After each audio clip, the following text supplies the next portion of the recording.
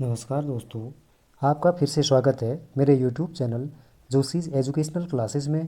दोस्तों, unit second के जो रिमेनिंग क्वेश्चंस हैं एमसीक्यूज, वो हम आज इस वीडियो में डिस्कस करते हैं दोस्तों।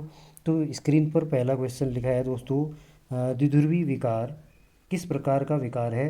पहले ऑप्शन में है मनोदशा, दूसरे में है अधिगम, तीसरे में है व्यक्तित्व, चौथे में है विचार। तो दोस्तों, इसका जो राइट आंसर है वो मनोदशा। ठीक है, विदुर्वी विकार किस प्रकार का विकार है? यह एक मनोदशा या मूड जिसको हम कहते हैं। तो इस हिसाब से ऑप्शन फर्स्ट यहाँ पर क्या होगा, सही होगा। ठीक है दोस्तों, क्योंकि इस रोग से जो ग्रसित व्यक्ति होता है तो उसकी मनोदशा बार बार बदलती है और यह कभी बहुत ज़्यादा खुश होता है और कभी दुखी हो जाता है। और यह आनुवंशिकी परिवेश या बदली हुई दिमागी संरचना और मस्तिष्क में उत्पन्न रसायनों के कारण यह विकार उत्पन्न होता है। बाइपोलर डिसऑर्डर इसको कहते हैं, मनोदशा विकार। तो इसका ऑप्शन फर्स्ट जो है सही हो गया। अब हम बढ़ते हैं। प्रश्न नंबर दूसरा क्या लिखा है? ये लिखा है कि GDD। ठीक है, यहाँ पर ये लिखने में मिस्टेक हुआ है दोस्तों, ये है GDD। GDD एक विकास संबंधी अक्षमता है। ठीक है, यहाँ पर क्या होगा, GDD GDD GDD इसका फुल फॉर्म क्या होता है दोस्तों? ये होता है ग्लोबल डेवलपमेंट डिले। ठीक है, global development delay. Global development delay यह एक विकास संबंधी अक्षमता है जो मुख्यतया 5 वर्ष से छोटे उम्र के बच्चों में देखने को मिलती है। इसके ऑप्शन में वही है, पहला ऑप्शन 5 वर्ष से छोटे बालकों में, दूसरा है 12 से 14 वर्ष के बालकों में, और तीसरा ऑप्शन है 5 वर्ष से अधिक उम्र के बालकों में, चौथा है ऑप्शन 18 वर्ष से अधिक आयु के बालकों में। तो ऑप्शन फर्स्ट ये सही होगा। ठीक है, यहाँ पर ऑप्शन पहला क्या होगा, सही होगा। 5 वर्ष से छोटे, 5 वर्ष से छोटे बालकों में। ठीक है दोस्तों, ऑप्शन नंबर यहाँ पर कौन सा, पहला सही होगा। ठीक है, अब बढ़ते हैं अगले प्रश्न में। क्वेश्चन नंबर थर्ड स्क्रीन पर है, देखिए। दिव्यांगजनों के अधिकारों संबंधी संयुक्त राष्ट्र अधिसयम, ठीक है, संयुक्त राष्ट्र अधिनियम UNCPRD रिपोर्ट में कौन से अनुच्छेद में शिक्षा के अधिकार की चर्चा की गई है? तो पहले ऑप्शन में है दोस्तों कितना, अनुच्छेद 40, दूसरे ऑप्शन में है 20, तीसरे में अनुच्छेद 42, चौथे में अनुच्छेद 24। तो यहाँ पर अनुच्छेद 24 में इसकी क्या व्याख्या की गई है? ठीक है, अधिकार की चर्चा की गई है। दिव्यांगजनों के अधिकार अधिनियम रिपोर्ट में कौन से अनुच्छेद में शिक्षा के अधिकार की चर्चा की गई है? अनुच्छेद 24 है। ठीक है, यहाँ पर क्या होगा, अनुच्छेद 24। तो ऑप्शन नंबर 4 यहाँ पर सही होगा। अगला प्रश्न लिखा है दोस्तों, रेविन प्रोग्रेसिव मैट्रिसेस का प्रयोग डॉट डॉट के मापन में किया जाता है। तो स्क्रीन पर देखिए, पहला ऑप्शन है हमारा व्यक्तित्व के मापन में, पहला क्या है, व्यक्तित्व के मापन में, दूसरा बुद्धि के मापन में, तीसरा विकास के मापन में, चौथा मूल्यांकन के मापन में। तो राइट आंसर यहाँ पर होगा दोस्तों बुद्धि के मापन में।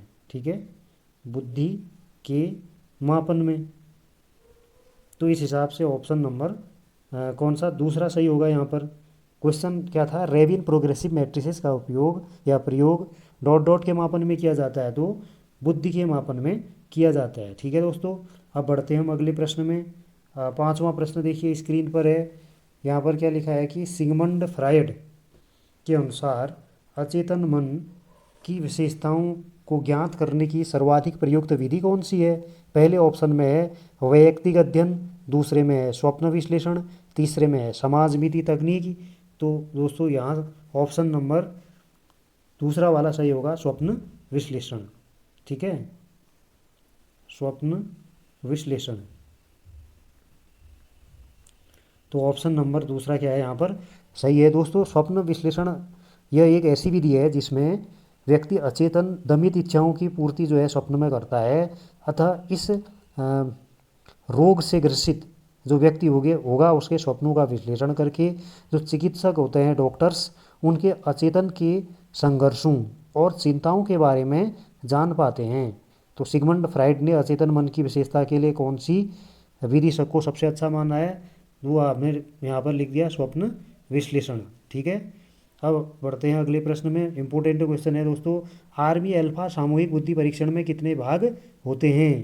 पहले ऑप्शन में है 4 भाग, दूसरे में 6 भाग, तीसरे में 8 भाग और चौथे ऑप्शन में है 9 भाग। तो दोस्तों यहाँ पर जो राइट आंसर होगा वो ऑप्शन नंबर तीसरे में 8 भाग होते हैं। ठीक है, इसमें हम देखो सबसे पहला भाग क्या हुआ, अनुदेश पालन। ठीक है, नंबर पहला पार्ट क्या होता है, अनुदेश पालन, अनुदेश पालन। और दूसरे भाग में होता है अंक गणितीय समस्याएं, शॉर्टकट लिखते हैं अंक गणितीय समस्याएं। और जो तीसरे पार्ट में होता है दोस्तों व्यवहारिक निर्णय। ठीक है, व्यवहारिक निर्णय। और चौथे भाग में है दोस्तों समानार्थी या समानार्थ विलोमार्थ। ठीक है, विलोमार्थ। और पांचवें में क्या होगा दोस्तों, सामान्य सूचना, सामान्य सूचना। और छठे में क्या होता है,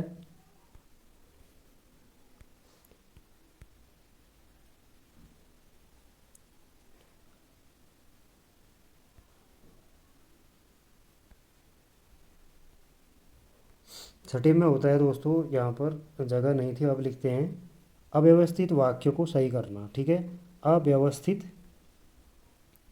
वाक्य को सही करना। ठीक है, सही करना। और सातवें में है संख्या सारणी पूर्ति, संख्या सारणी को पूरा करना, पूर्ति। ये सातवां हो गया। आठवां में यहाँ पर लिखता हूँ दोस्तों, एट्थ में उन्होंने क्या बताया, सादृश्य, एनालॉगी हम जिसको कहते हैं, सादृश्यता, सादृश्य। ठीक है दोस्तों, अब ये आर्मी अल्फा जो बुद्धि परीक्षण में कितने भाग बताए ये हमें आना चाहिए। यहाँ पर 8 भाग हैं। ठीक है, ऑप्शन नंबर क्या है यहाँ पर, तीसरा सही है। ठीक है, ऑप्शन थर्ड है, ABC के बदले हमने 1 2 3 लिखे हैं, ऑप्शन थर्ड यहाँ पर क्या है, सही है। अब बढ़ते हैं अगले क्वेश्चन नंबर 7 में। वेस्लर की वयस्क मापनी में द्विबुद्धि मापनी में कितने भाग होते हैं? ठीक है, जो द्विबुद्धि मापनी है दोस्तों, ठीक है, द्विबुद्धि मापनी, इसको अशाब्दिक परीक्षण भी उन्होंने कहा। ठीक है, क्या कहा, अशाब्दिक, नॉन वर्बल जो टेस्ट होता है, अशाब्दिक बुद्धि परीक्षण।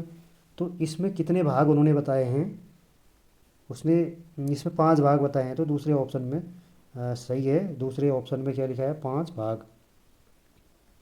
ठीक है दोस्तों, वेस्लर की वयस्क मापनी में द्वितीय बुद्धि मापनी में के कितने भाग होते हैं? तो इसमें 5 भाग होते हैं। ठीक है दोस्तों, तो पहला भाग क्या है यहाँ पर, चित्र पूर्ति परीक्षण, चित्र व्यवस्था परीक्षण दूसरा हो गया, तीसरा बालक डिजाइन परीक्षण, चौथे में होता है दोस्तों वस्तु संगठन परीक्षण, पांचवें में अंक प्रतीक परीक्षण, संबंधी प्रश्न पूछे जाते हैं। ठीक है, और वेस्लर की ये तो द्वितीय बुद्धि मापनी के बारे में हम पढ़ रहे हैं दोस्तों, जो प्रथम बुद्धि मापनी है। ठीक है, प्रथम बुद्धि मापनी, वेस्लर की जो प्रथम बुद्धि मापनी है उसमें कितने भाग हैं, उसमें भाग होते हैं 6 भाग। ठीक है, द्वितीय बुद्धि मापनी में 5 भाग होते हैं, जो प्रथम बुद्धि मापनी है उसमें 6 भाग होते हैं। ठीक है दोस्तों, अब हम बढ़ते हैं अगले प्रश्न में। प्रश्न नंबर 8वां देखिए, यहीं पर लिखा हुआ है, निम्नलिखित में व्यक्तित्व मापन की वस्तुनिष्ठ विधि कौन सी है? और पहला ऑप्शन है यहाँ पर व्यक्ति इतिहास विधि। ठीक है दोस्तों, दूसरा है आपका क्रम निर्धारण मापनी, और तीसरे ऑप्शन में है सूची विधि, और पांचवें में है यहाँ पर साक्षात्कार विधि।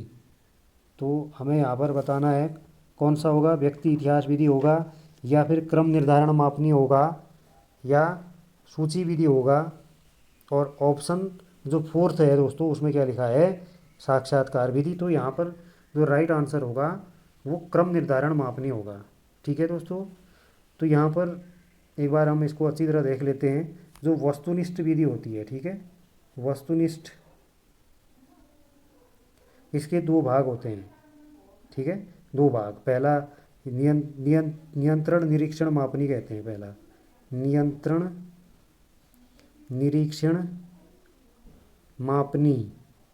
ठीक है, नियंत्रण निरीक्षण मापनी, ये फर्स्ट पार्ट है इसका। और दूसरा भाग क्या होता है, क्रम निर्धारण मापनी, जो हमारे ऑप्शन में है, क्रम निर्धारण मापनी। ठीक है दोस्तों, वस्तुनिष्ठ विधि जो है दो प्रकार की होती है।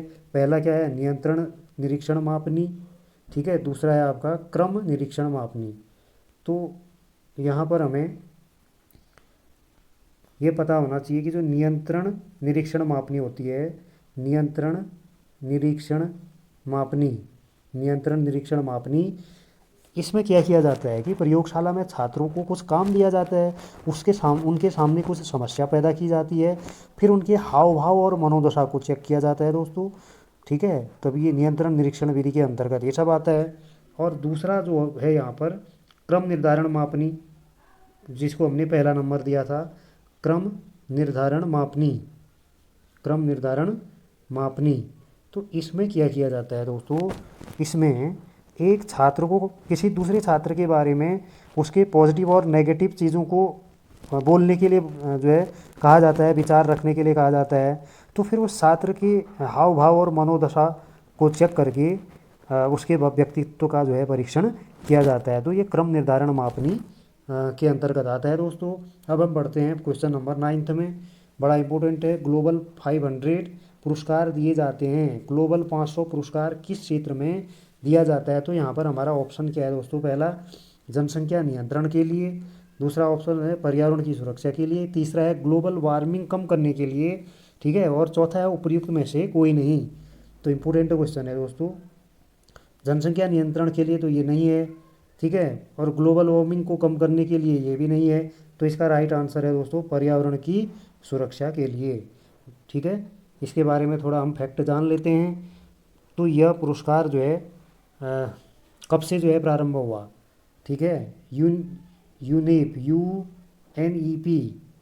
ठीक है दोस्तों, हम यहाँ पर देखो इसको लिखते हैं UNEP, UNEP द्वारा। UNEP का फुल फॉर्म होता है United State Nation environment programme. तो इनके द्वारा, ठीक है, यूनेप के द्वारा 1987 से ग्लोबल 500 जो हमने क्वेश्चन में लिखा है पुरस्कार दिया जाता है। ठीक है, ग्लोबल 500 पुरस्कार कब से दिया जाता है? 1987 से। किसके द्वारा दिया जाता है दोस्तों? UNEP, UNEP। इसका फुल फॉर्म क्या हो गया? इसका फुल फॉर्म है United State Nation environmental programme. इसके द्वारा 1987 से यह पुरस्कार दिया जाता है। ठीक है दोस्तों, अब इसी के साथ साथ हमें ये भी आना चाहिए कि इसमें क्या था, पीताम्बर पंत पुरस्कार कब से दिया जाता है? पीताम्बर पंत पुरस्कार कब से दिया जाता है? 1978 से। यह किस फील्ड में दिया जाता है दोस्तों? पर्यावरण विज्ञान में उत्कृष्ट कार्य करने के लिए। ठीक है, पर्यावरण विज्ञान में उत्कृष्ट कार्य करने के लिए पीताम्बर पंत पुरस्कार दिया जाता है। इसकी शुरुआत 1978 से हुई थी।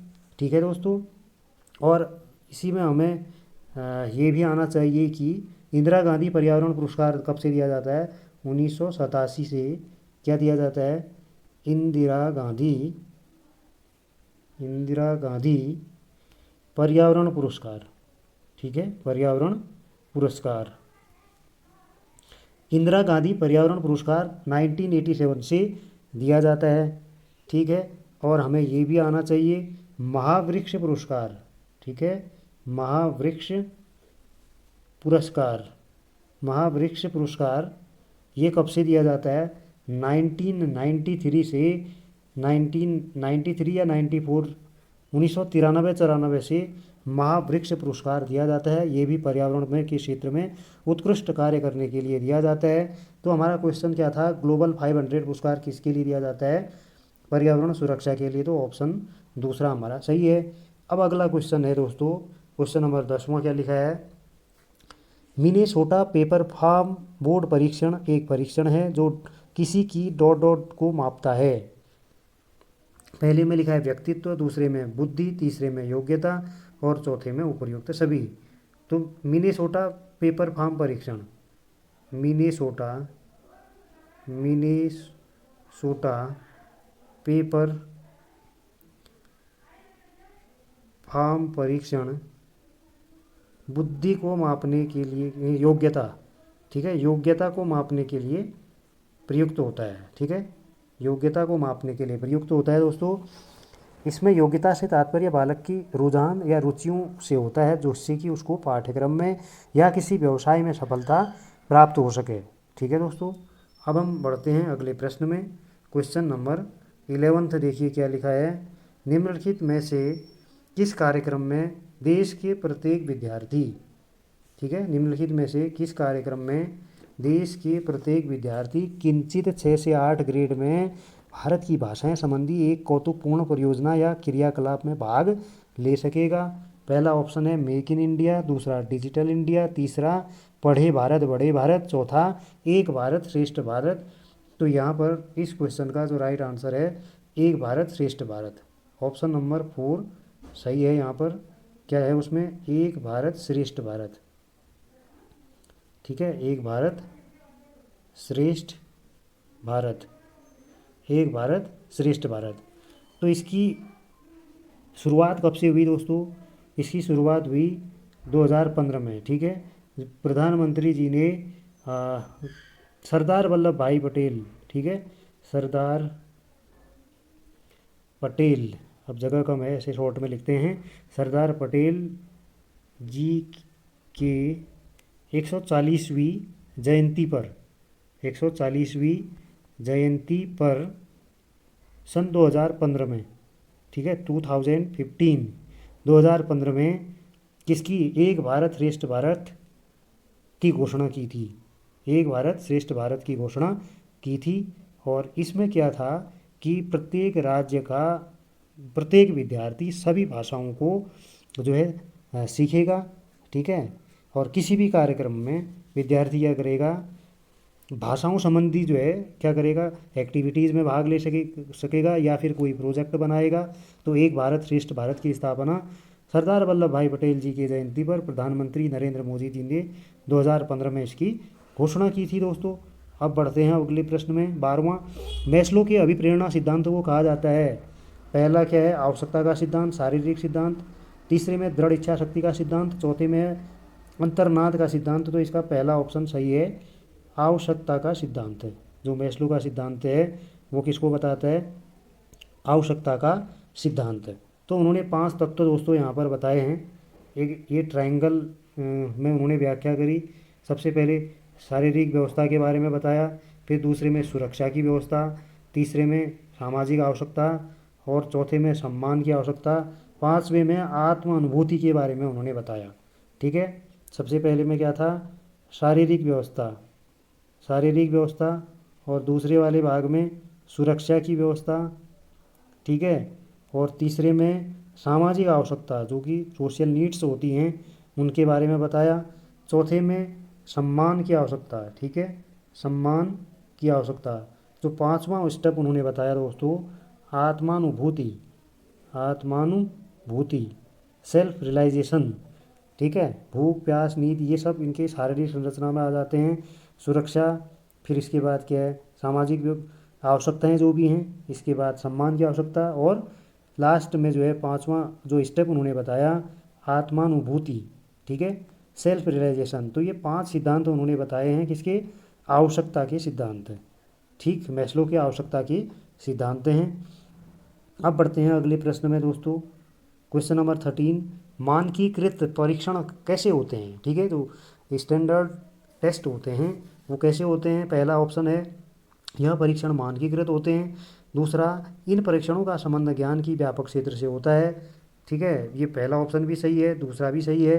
तीसरा है कि इन परीक्षणों को विशेषज्ञों के द्वारा तैयार किया जाता है।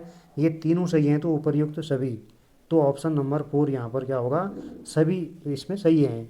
इसके आधार पर मानकीकृत परीक्षण के लिए ये अ, तीनों विकल्प सही हैं, तो इस हिसाब से ऑप्शन नंबर 4 सही होगा दोस्तों।